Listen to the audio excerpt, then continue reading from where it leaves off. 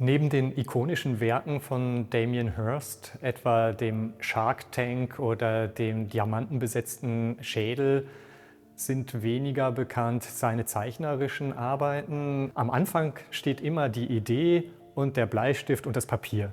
Und daraus entwickelt er viele seiner heute berühmt gewordenen Werke.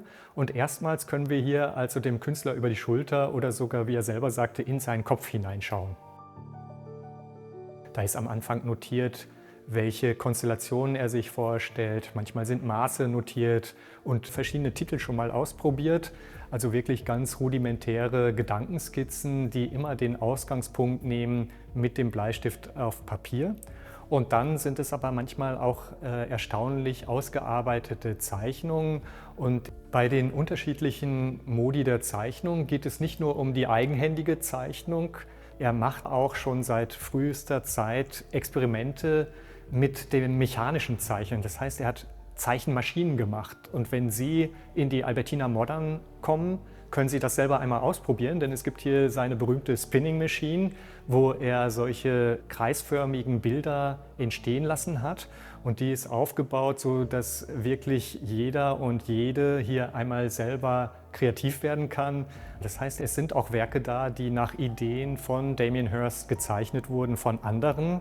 Die Frage dahinter ist natürlich, was ist daran Kunst? Was will er uns sagen mit diesen neuen Mitteln, die er in die Kunst eingeführt hat?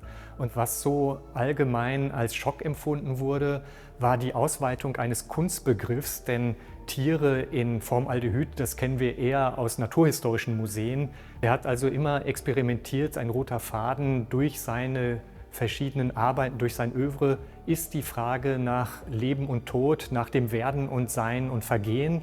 Und man merkt eben, gerade bei diesen großen Werken zu den Haien hat er sich vieles gedacht, weil es geht einmal um den Aspekt des Sterbens und des toten Tieres, das versinnbildlicht als Symbol steht, aber auch in der Konfrontation mit diesem Werk der Mensch, der davor steht, eben die Angst vorm Gefressenwerden und dem Ausweichen davor. Man sieht also, das, was wir hier erleben, ist manchmal auch mit Augenzwinkern.